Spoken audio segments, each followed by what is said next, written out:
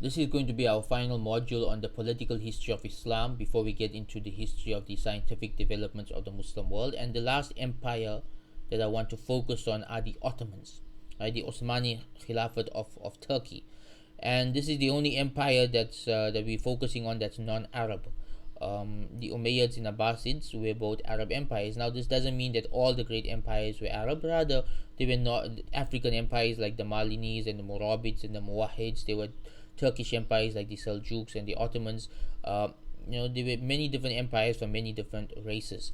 The Ottomans were the most famous of the non-Arab empires because they ruled for a large portion of our history right until recently, right until World War One. So let's go through a brief history of the Ottomans.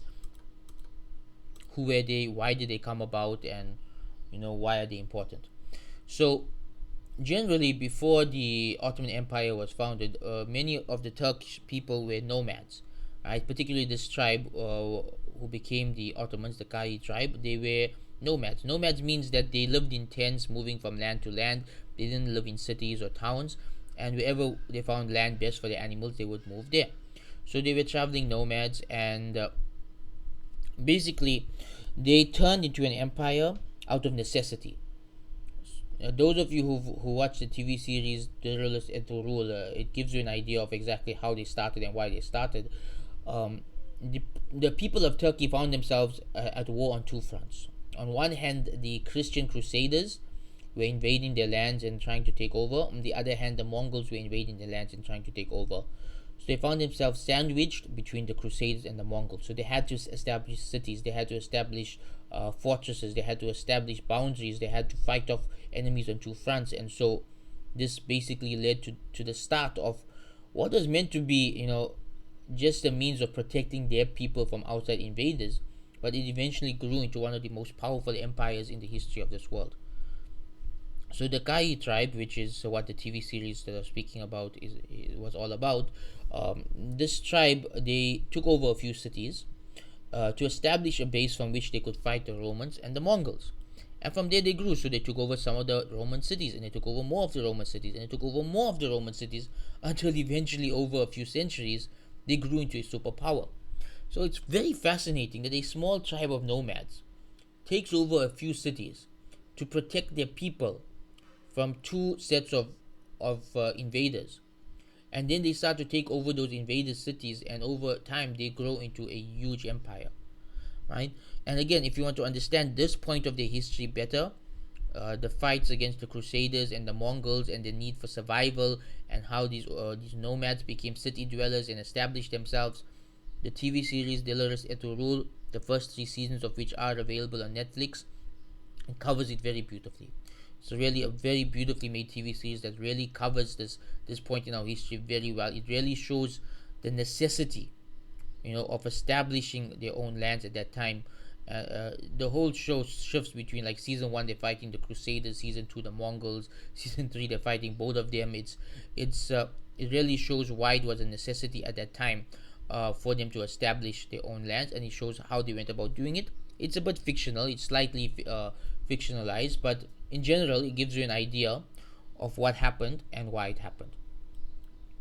So, moving on to the next phase of the Ottoman history, the Ottoman Empire was a really long empire. It lasted over 600 years. In fact, it only ended in World War One, right, which was less than 100 years ago, in 1924 to be specific. It was the last great Muslim superpower, and the only of these three superpowers not to be Arab or Qurayshi. So, three Muslim empires reached a point of greatness where they were like a superpower of their time. They were like one of the most powerful empires of their time. Those three being the Umayyads, the Abbasids, and the Ottomans. The Ottomans were the only of the three that were not from the Qurayshi Arabs. The Ottomans, after they took over many lands, they really hit their golden age in the reign of Mehmed II. So this was like in the 2nd century of Ottoman rule. Mehmed II, also known as Muhammad the Conqueror, he conquered Constantinople, the capital of the Byzantium Empire, and that was it. That was the end of the Roman Empire. That was the last Roman capital to fall. He conquered the capital of the Roman Empire. He turned it into Istanbul, and it became the new capital of the Ottoman Empire. And from his reign onwards until the time of his great great grandson Suleiman the Magnificent, this became the golden age of the Muslim world, of the Ottoman world, and this was really when they were at the height of their power. Um, and again, if you want to get a glimpse of the Ottomans in the height of their power, the TV series Magnificent Century covers the reign of Suleiman the Magnificent. It's not exactly very halal in its content because it focuses more on the romance between Suleiman and his concubines. But nonetheless, if you just want to see what the world looked like, in terms of the palaces and the cities and the city centers and how people lived their life during the golden age of the Ottoman Empire, this TV series captures it very well. The first season was available on Netflix. I'm not sure if it still is, but really, for those people who, just from a historical perspective, want to see what the world looked like in the time of Suleiman the Magnificent during the golden age of the Ottoman Empire, this TV series really does justice to showing just what life was like at that point in time in the Ottoman Empire. So, as with every other empire, they went through their ups and downs. And eventually, over time, the Ottomans also got too caught up in luxury. They became incompetent in rulership, and the empire fell into stagnation. It fell behind in technology, and this coincided with the Renaissance of Europe. So Europe was going through its Renaissance at the same time that the Ottoman Empire was going through its stagnation and decline. And this led to a point in time where the Ottomans went from the most technologically advanced empire in Europe to the most backwards empire in Europe, until they actually developed the uh, title of the sick man of Europe because they were so behind the rest of Europe.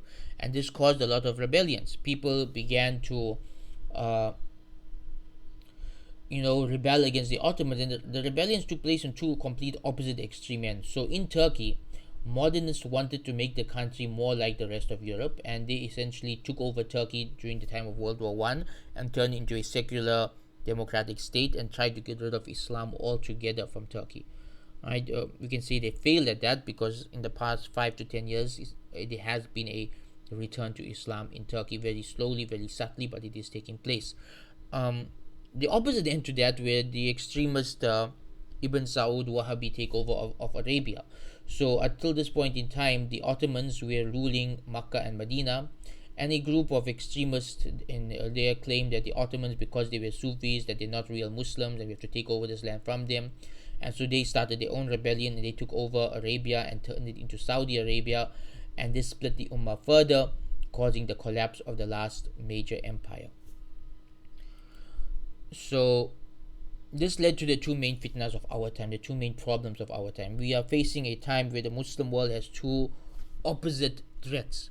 On one end, we have extremists, very literalist Muslims trying to enforce their understanding of Islam upon the world while fighting all the other Muslims and declaring all the other Muslims to be deviants and just causing a lot of strife in the Ummah.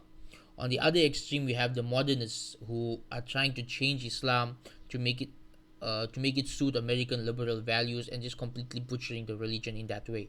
And these are the two main problems we face in our time. Very often, people are attracted to one of these two extremes, and we have to remind people to find that balanced middle path in between the two. So eventually, the rebellions in Turkey by the modernists led by Kemal Ataturk, it was successful, and the Ottoman Empire collapsed in 1924, and it was turned into a modern secular state. And there was just uh, a complete effort to try and eradicate Islam from that land, which had long-term ramifications that last right until today. This happened during the colonial era, and the Ummah has not recovered since. So, during the colonial era, the British took over Egypt, they took over India, they caused the Umayyad Empire to splinter. They helped the secular Turks take over Turkey, they helped the Saudis take over Arabia. And really shows that the West didn't really care who took over what, as long as the Ottoman Empire crumbled, because the secular Turks and the Saudi families were complete opposites, yet they both received help from the West to take over these lands just so that this empire would collapse. And that was it. The Ottomans, an empire that spanned 600 years, started from nothing, just a group of nomads grew into the most dominant civilization of its time. Just to give you an idea, in the time of Suleiman the Magnificent, the Ottomans ruled over 50 countries across 3 continents, most of them in Europe. Huge, massive empire. You know, it's really something the first generation of Ottomans wouldn't even have imagined. And at the end, they completely fell apart for many reasons. They lost their attachment to the religion, they lost their scientific and technological advantage over the rest of the world, and as a result, they were taken over from two opposite ends, those who wanted to be more technologically advanced and those who wanted to be more religious. And both of those groups succeeded in taking over different parts of the lands, and the Ottoman Empire collapsed, and the Muslim Ummah has not had an empire ever since. We've been broken into tiny little countries, and that's the way it has remained right until today. So what can we learn from this? Again, as from the first lesson, we learned that great things start small and take many generations to grow into anything meaningful. Right? When the first Kai leaders, Suleiman Shah and his son Ertugrul, were fighting the Crusaders and Mongols and trying to establish a homeland for their people, they never imagined that in the time of their descendants would be ruling over 50 countries. To grow from trying to establish one city to ruling 50 countries, this took 200 years. But it happened because everything starts small and grows slowly over time. And that's really how we all should work. We should not expect instant success. We should take our time and realize that things take time to grow. The early Ottomans, or another lesson we can learn from them, is that many ulama state that the reason why they were blessed and given great power and great success is because they were very closely connected to righteous religious scholars. Right? And you'll notice that almost all of the early Ottoman rulers, they had ulama, Sufi ulama, Hanafi ulama, who they were very close to, who they took lots of advice from, and who they would ask to make dua for them before they went out for battle. And so this close connection to the ulama gave them some blessings in their efforts, which allowed them to rise to power. Which the lesson from that is always have a close connection to righteous ulama. We also see that the Ottomans learned a lot of lessons from the Abbasids and the Umayyads, which made them a much more powerful empire. They set up policies to avoid the mistakes of those who came before them. Some of these policies were good, some of them were bad, but all of them were effective, even the ones that were technically bad. For example, because the Abbasids, a lot of their power was lost from whenever a brother was appointed as caliph. Whenever a son of the king was appointed as caliph, his brothers would fight him over it. So the Ottomans adopted a policy that whenever one of their sons came to power, he would have all of his brothers executed. Very haram, technically, very wrong, but very effective because there were no sibling rivalries over the Ottoman rulership. It actually worked.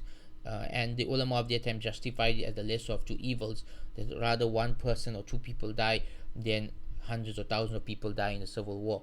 Allah knows best. As I said, politics is brutal, and sometimes good people did very bad things to stop even worse things from happening. But that's a reality. Ottomans did kill their brothers to maintain their power. We shouldn't hide these aspects of our history because history is brutal and honest, whether we like it or not. Another thing they did, for example, was the Janissary. So essentially, they took like they went to different Christian villages, and they took young Christian boys who showed potential, and they moved them to the Ottoman palace and raised them as Muslims, and these became the Ottoman army, whose only loyalty was to the king and not to anybody else. And so this stopped them from having armies that were led by people who could become rebellious and have their own ambitions for power. So you see, they adopted policies which essentially revolved around not making the mistakes that the Abbasids and the Umayyads made. Amazing thing about the Ottomans is at the height of their power, they ruled 50 countries, and these countries were spread across Europe, Africa, and Asia. And they did it much more efficiently and effectively than the Abbasids did, because I guess this is a later point in history. They learned from the mistakes of the Abbasids. They developed better systems of rulership. They had better access to better technologies, and so things were much more efficient, especially during the time of Suleiman the Magnificent. But eventually, as with anything else, they collapsed.